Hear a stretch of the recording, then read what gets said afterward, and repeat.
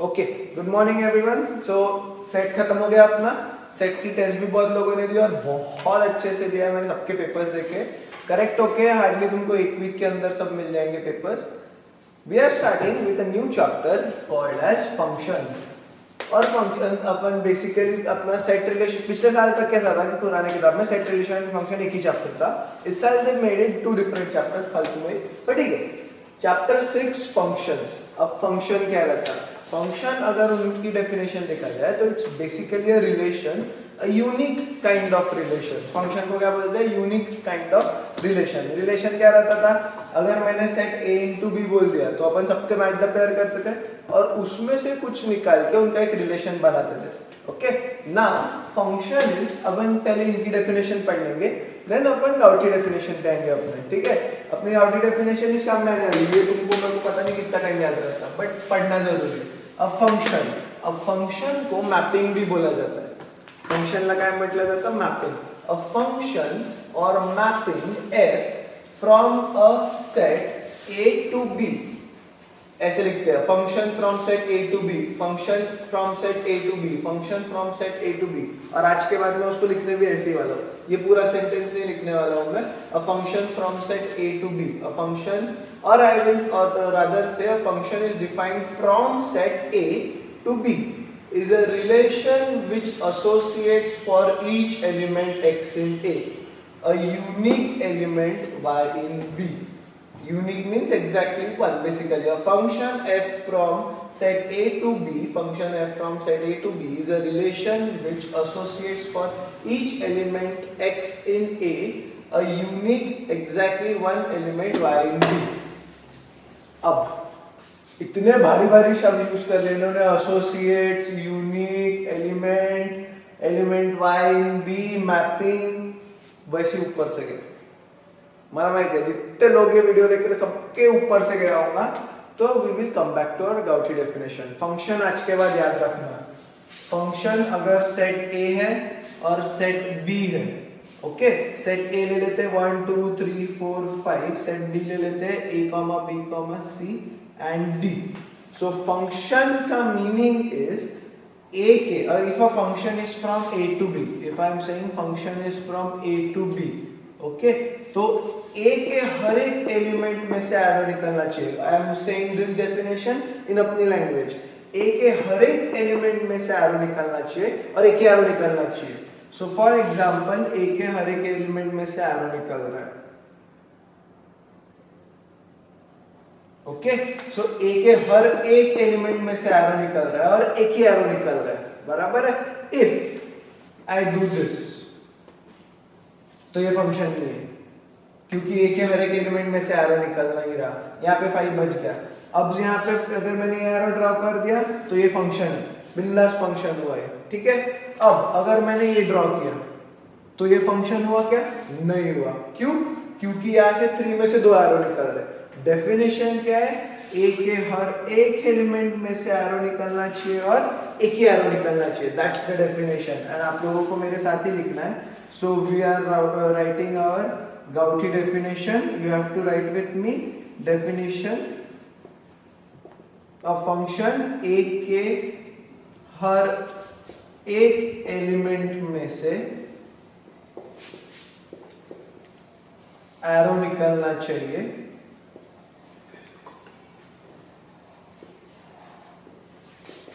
And एक ही arrow निकलना चाहिए।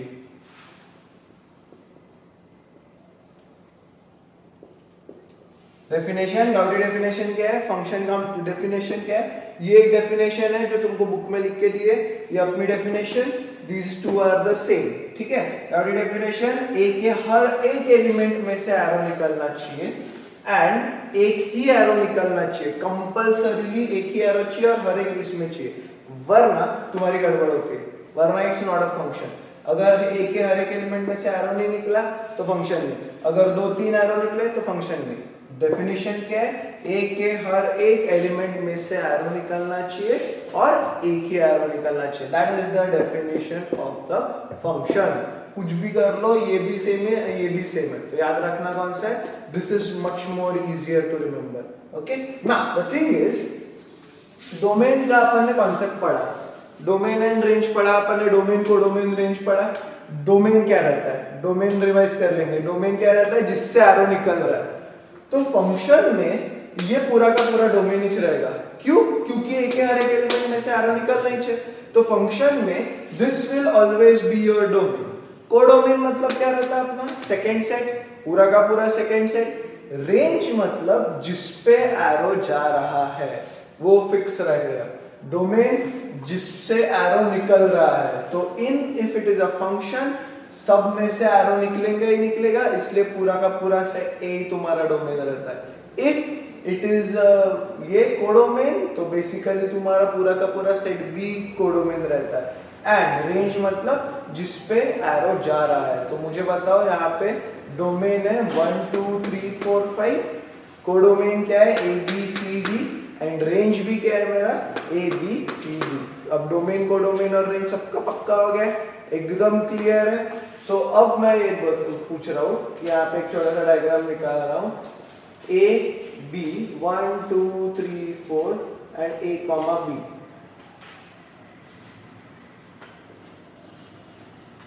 Is this a function? ये क्वेश्चन तुमको बताना है. इज दिस अ फंक्शन मतलब खुद को भी बता दे रहा. आप क्या, अपन सामने तो बैठे नहीं है, तो तुम बोलोगे मेरे को समझेगा नहीं, तुमको पता है कि तुमको समझ में आ जाएगा. Is this a function? Yes, क्योंकि ए के हर एक एलिमेंट अपने को ये देखा ही नहीं. ठीक है. नाउ सेकंड वाला, इज दिस अ फंक्शन? ये फंक्शन है क्या? नहीं, ए इसमें से एरो नहीं निकल रहा. Then is this a function? क्यों नहीं है ये फंक्शन? बिकॉज यहां से दो एरो निकल रहे. कोई भी एलिमेंट में से दो एरो नहीं निकलने चाहिए और एक ही एरो निकालना चाहिए. कंफर्म फंक्शन, एकदम डेफिनेशन क्लियर आहे सगळ्यांना फंक्शनची. नाउ सिंस आपण फंक्शन वाचून आलो, आपण एग्जांपल्स देखेंगे या टाइप्स देख लेंगे अपन. Basic types of functions. Types of functions. First, नाम उनके इंपॉर्टेंट है और ये अपन ने रिलेशन में पढ़ा है.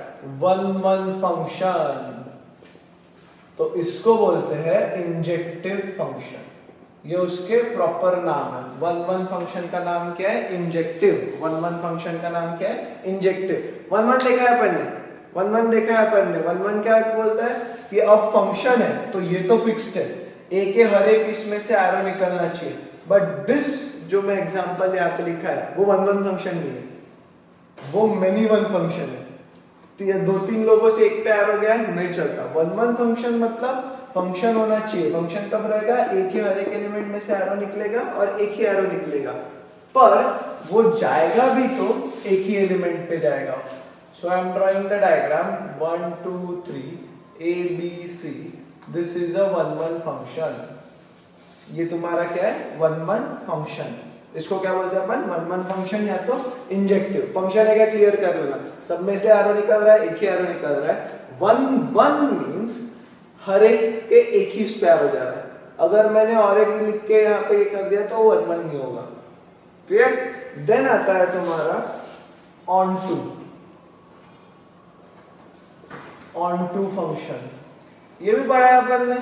इसको बोलते हैं सब्जेक्टिव. ऑन टू और इनटू पढ़ा था अपन ने. इनटू फंक्शन अपन यहाँ पे नहीं पढ़ने वाले, बट ऑन टू फंक्शन पढ़ने ही वाले. ऑन टू का मीनिंग क्या था कि एक भी एलिमेंट खाली नहीं दिखना चाहिए. बी में एक भी एलिमेंट खाली नहीं दिखना चाहिए. तो अगर मैं बोला बी में एक भी एलिमेंट खाली नहीं दिखना चाहिए तो वो क्या हो जाता है मेरा? Onto. मैं यहाँ पे ऑन टू की डायग्राम नहीं निकालूंगा, सिर्फ डेफिनेशन लिख रहा हूँ. बी में एक भी एलिमेंट खाली नहीं दिखना चाहिए. खाली नहीं दिखना चाहिए.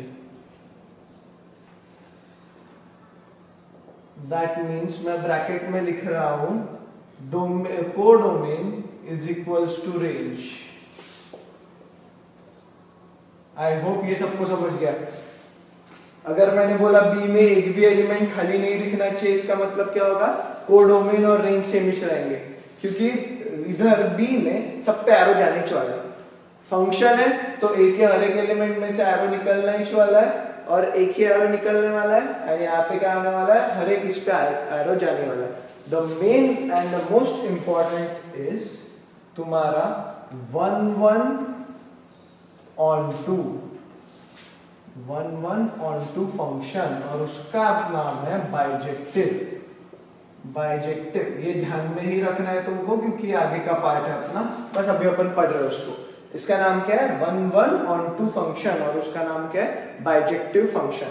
1 1 on 2 अब तुम्हारे दिमाग में आ जाना चाहिए, वो 1 1 भी होना चाहिए और on 2 भी होना चाहिए। इसका मीनिंग कि ए के हर एक एलिमेंट में से एरो तो निकलना ही चाहिए क्योंकि फंक्शन है और बी के हर एक एलिमेंट पे एरो जाना ही चाहिए।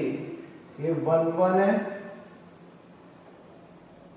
बराबर, 1 1 एक इससे एक ही पे एरो जा रहा है और कोई बी में खाली है क्या, नहीं, इसलिए ये क्या हो गया तुम्हारा onto function. So very very important ये तीसरा वाला 1 1 on 2, ये तीनों नाम तुमको याद रखने हैं, 1 1 on 2, 1 1 and on 2 अलग से।